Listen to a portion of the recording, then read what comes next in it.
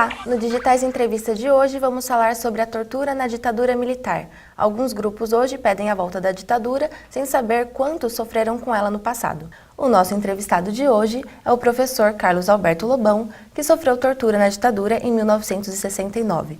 Lobão hoje é professor de Geologia na Unicamp e doutor em Educação. Seja bem-vindo, Lobão. Obrigado. Podemos começar. Pela seguinte frase: quem bate, esquece, quem apanha, não esquece. O senhor acha que essa frase tem alguma relação com as pessoas que hoje pedem a volta da ditadura? Bom, em primeiro lugar, eu agradeço o convite de vocês aqui da PUC, da disciplina. Eu realmente não conheci o ditado. Em todo caso, acho que é importante saber que existe, de fato, um número significativo de pessoas querendo a volta da ditadura. E não seria muito diferente, na essência, se elas pedissem a volta da escravidão. Eu acho que seria o mesmo tipo de questão.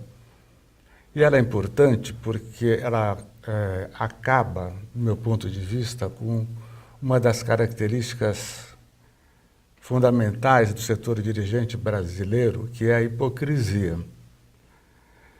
A hipocrisia é super importante. A direita no Brasil sempre fez questão de dizer que não existia direita no Brasil e que nunca houve. Então, querer a volta da ditadura ou querer a volta da escravidão, de fato é para aquelas pessoas que gostariam de ou estar no papel de ditadores ou serem beneficiados pela ditadura, ou estarem no papel de senhores de escravo na Casa Grande. Eles esquecem ou fingem não saber que existe o outro lado, assim como existiu a Casa Grande, e do meu ponto de vista ainda existe a Casa Grande, existe a senzala. Então acho que eles fazem questão de que volte desde que desempenhe o papel de Casa Grande e não o papel de escravos. Com essa hipocrisia, né, que o senhor comentou, acha que tem algum outro motivo, além da hipocrisia, por falta de informação ou por algum outro motivo que as pessoas pedem a volta? Sim, eu acho que tem falta de informação, tem gente que é convencido ideologicamente de que é melhor, né? Eu gostaria de saber a diferença entre tortura explícita, que vem desde a escravidão, passou por várias ditaduras, tem essa de 64, tem as anteriores do Estado Novo, e você deixar alguém detido durante um tempo enorme, porque tem o poder para continuar detido se for decretada a prisão preventiva, e só solta essa pessoa, ou só, inclusive sem serem interrogados, e só solta essa pessoa quando ela se predispuser a fazer algum tipo de delação premiada, assim, eventualmente com algum escritório de advocacia dos conhecidos que existem em Curitiba e no Paraná. E o que o senhor, professor, acha dessa abordagem tanto da mídia sobre o que foi a tortura na ditadura, ou a ditadura também, o período, né? E também como ela é ensinada nas escolas, como que é abordado esse tema? A grande imprensa, no golpe de 64, apoiou a ditadura, exceto o jornal do Rio Última Hora, que era do Samuel Weiner, que era um jornal antigo de apoio ao Getúlio. Então, tirando a Última Hora, os órgãos de imprensa apoiaram o golpe. O golpe recente de 2016, ele não foi apoiado pela grande imprensa. Ele foi produzido, conduzido e executado por parte da grande imprensa e mais outros setores. De como ela é ensinada nas escolas, eu sei pouco, né? Mas eu lembro de uma frase de um jornalista, se eu não me engano, é do Ivan Lessa, na década de 60, e que os jornalistas repetiam muito, e que virou uma espécie de brincadeira, mas foi levada muito a sério, que a cada 15 anos o Brasil esquece o que houve nos últimos 15 anos. Bom, como muitas coisas, isso tem um lado verdadeiro, mas também tem um lado de não verdadeiro. Quer dizer, o Darcy Ribeiro sempre insistia que o fato da população brasileira ser mantida na ignorância não é um produto do acaso, é um produto de um projeto, e é um projeto bem executado. Quer dizer, você mantém a população na ignorância, e isso é um projeto desde a Casa Grande. Agora, avançando um pouco para 1968, final desse ano, que o governo era do Costa e Silva, e foi instituído o AI-5, que foi o ato institucional que houve o fechamento do Congresso, dentre outras questões políticas, mas que também acabou endurecendo ainda mais o regime militar, né? Como foi viver nesse período, ainda que 200 mil pessoas estavam sendo perseguidas? Eu queria, em 68, eu estava no 3º ano do curso de Geologia da USP. E a gente foi surpreendido, em 67, por uma notícia de que foi nomeada uma comissão pelo Ministério da Educação para tratar de questões estudantis. Em 67. Essa comissão foi nomeada, pasme você, no dia 29 de dezembro. No dia 29 de dezembro, o governo Costa e Silva, a ditadura Costa e Silva, nomeia uma comissão para tratar de assuntos estudantis, e que eram os assuntos que nos colocavam nas ruas. Queremos vagas, queremos que a universidade continue pública e gratuita, queremos melhores cursos, não queremos que a Uni seja colocada na ilegalidade, enfim, o que estava em discussão para a gente, sim, claro, e abaixo a ditadura, porque era uma ditadura que fazia o máximo possível para se esconder que não era, mas era, e era isso que a gente estava deixando claro nas ruas. O Coronel Meira Matos vai presidir essa comissão, são 5 pessoas, o secretário dessa comissão é da Aeronáutica do Conselho de Segurança Nacional. Então, diferentemente daquelas comissões que são nomeadas para que as coisas não funcionem, essa comissão foi nomeada para funcionar. Para funcionar. E elaborou um relatório que foi entregue em abril, caso a memória não falha, foi entregue em abril, e a imprensa quis saber qual era o relatório feito pela comissão, e o que foi nomeado, o que foi dito na época é que ele não ia ser publicado. Quando foi publicado, em agosto, quem conseguiu foi uma revista ligada à Igreja Católica, chamada Paz e Terra, saiu um número especial da Paz e Terra contendo o relatório Meira Matos, e ele foi censurado, foi apreendido. Bom, por que eu estou falando do relatório Meira Matos, que só foi publicado, acho que em agosto, pelo Correio da Manhã?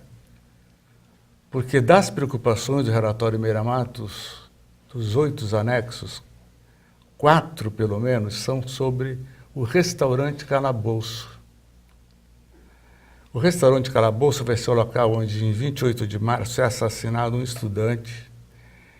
E está na cara que naquele dia ia ser assassinado algum estudante, porque as tropas da polícia, que estavam sob o comando de um general do Exército do Rio de Janeiro, foram lá para atirar. Então, o que eu quero dizer é o seguinte, que se fecha o Congresso em 68, eles passam 68 inteiro deliberadamente atacando os estudantes nas ruas. Isso é deliberado, isso é feito de propósito. Então, já queriam fechar, matam, como mataram na Maria Antônia no dia 3 de outubro, um estudante também na briga com a direita do Mackenzie. E só quero dizer o seguinte, que quando fecha, não fecha porque é consequência da gente estar nas ruas, fecha porque já queria fechar, entendeu? E aí, bom, aí você tem a ditadura mais escancarada, né? A ditadura mais escancarada. A ditadura que sempre torturou, mas que eram poucos casos, agora aumenta a quantidade de casos. Então foi um período difícil, né? E o senhor poderia contar para a gente como que o senhor foi preso, a maneira? Eu estava dormindo. E morava num apartamento com mais 3 colegas meus que eram do CRUSP. Eu morava no CRUSP, quarto 5, que é 13 de dezembro. Eles invadem o CRUSP dia 17, na madrugada, prendem todo mundo, eu já não estava. Eu já tinha saído morava em casa de amigos, porque a gente, quando viu às 5, já imaginava que eles fechariam o CRUSP ou atacariam o CRUSP, e principalmente nas férias, né? Os militares sempre nos atacavam nas férias, porque tinha pouca gente nas universidades. Então eu fui preso em outubro, dormindo. Bateram na porta do apartamento. Aí um amigo meu que morava que dormia no quarto ao lado foi abrir a porta e eu acordei com um 38 na cabeça e uma metralhadora do outro lado do vidro. E como foi esse período em que o senhor passou na prisão? Então, para eu falar da prisão, gostaria de falar por que eu fui preso, né? Sim. Quer dizer, eu fui preso porque eu era um dirigente estudantil e eles estavam me procurando por causa do CRUSP, por ser dirigente estudantil do CRUSP. Então, eu fiquei um tempo respondendo pelo DCA livre da USP e depois não dava mais. Mesmo que eu tentasse voltar, eu tentei voltar, me matricular, eu fui perseguido lá dentro do campus. Eu consegui sair porque eu conhecia o campus e eles não. Então, eu consegui sair. Então, eu vi que realmente não dava mais para continuar na universidade. Então, eu ingressei na Ação Libertadora Nacional, ALN, organização dirigida por Carlos Marighella e Joaquim Câmara Ferreira, que era uma organização de combate à ditadura, uma organização que lutava pelas transformações que nos levassem ao socialismo. Então, eu estava sendo procurado como ex-dirigente estudantil e militante de uma organização que lutava pelo socialismo. E o que te motivava a lutar, a combater a ditadura? Bom, a luta pelo socialismo. E a minha geração, ela herda uma responsabilidade que não pediu. Quer dizer, o golpe de 64, que implantou essa ditadura empresarial militar, ela é empresarial, ela não é só militar. Ela foi mais exercida pelos militares, mas é uma ditadura empresarial militar. O golpe teve pouca reação. Então, a responsabilidade nossa na universidade acabou sendo muito grande. Primeiro, denunciar a existência de uma ditadura. Então, as palavras de ordem nossa antes do 2.5 eram simples, eram basicamente duas. Abaixo a ditadura e a UNE somos nós, que a UNE estava sendo reprimida já desde o golpe que eles incendiaram o prédio da UNE no dia 1º de abril, no Rio de Janeiro. Então, estava claro que não dava mais para tentar derrubar uma ditadura nas ruas e tinha algumas organizações que se propunham a enfrentar de armas na mão a ditadura. Eu tinha a opção, como muitos tiveram, de sair do país e se exilar. Eu preferi não me exilar e eu preferi ingressar na ALN. Teve algum motivo para o senhor não querer se exilar específico ou só o ingresso na ALN? Não. Eu preferi continuar e lutar. Aliás, eu queria dizer o seguinte, que eu respeito muitos companheiros que optaram por não ficar. Foi uma decisão muito difícil, assim como eu estou vivo agora dando essa entrevista para você e falando para o público do programa de vocês, eu podia ter sido assassinado, como muitos foram. Pessoalmente, de colegas meus, assim, de convivência diária, eu perdi 20 amigos que foram assassinados. Agora falando um pouco sobre a justiça de transição, que ela reparou os danos causados às pessoas que tiveram seus direitos humanos violados, né? Na sua opinião, qual a importância dela atualmente? Atualmente, eu não sei o que é que ainda está funcionando, não sei se existe uma comissão de anistia ainda funcionando. Em São Paulo, houve, em 2002, uma comissão para indenizar os torturados em São Paulo. Eu apresentei, você tinha que apresentar as provas, eu pedi que a comissão apresentasse os capitães da ativa do Exército que me torturaram. Capitão Maurício, Capitão Benoni de Arruda Albernaz, o Capitão Dalmo Cirilo, enfim, os capitães que diretamente me torturaram. Eles não apresentaram. E eu solicitei à Comissão de Anistia a contagem do tempo de prisão e perseguição como contagem para ser incluído entre o tempo trabalhado, que era uma das coisas da lei de anistia, e me foi fornecido. No tempo em que o senhor ficou preso, sofreu torturas, né? Eu gostaria que o senhor contasse um pouco quais foram as torturas e se teve uma que foi pior. Não tem tortura pior nem melhor. Se você disser que tem tortura pior, porque deve existir alguma melhor. Não existe. No Brasil, a Casa Grande tortura faz tempo.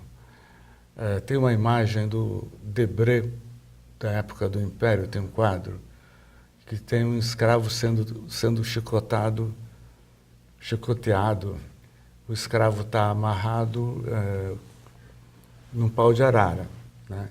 Ele está amarrado, passa um pau por trás do joelho e preso, as mãos estão presas. Esse quadro do Debré mostra como era utilizado o pau de arara desde aquela época. A invenção branca foi levantar aqueles dois pedaços que sobravam do lado dos joelhos e pendurar. E você fica, a critério dos torturadores, sendo, a maioria das vezes, tomando choques elétricos, jogando água para você sentir sensação de afogamento. Isso aí foi usado, e eu não duvido que em alguma delegacia do Brasil, agora, nesse momento, alguém esteja sendo torturado. Como diz um amigo meu, a gente sobreviveu ao pau de arara, mas o pau de arara também sobreviveu. Para encerrar, o que o senhor pode dizer para esses grupos que pedem a volta da ditadura? Que eles estão profundamente enganados. E eu espero que isso jamais ocorra. Obrigada, professor, pela entrevista. Eu que agradeço a gentileza do convite. O Digitais Entrevista fica por aqui e até!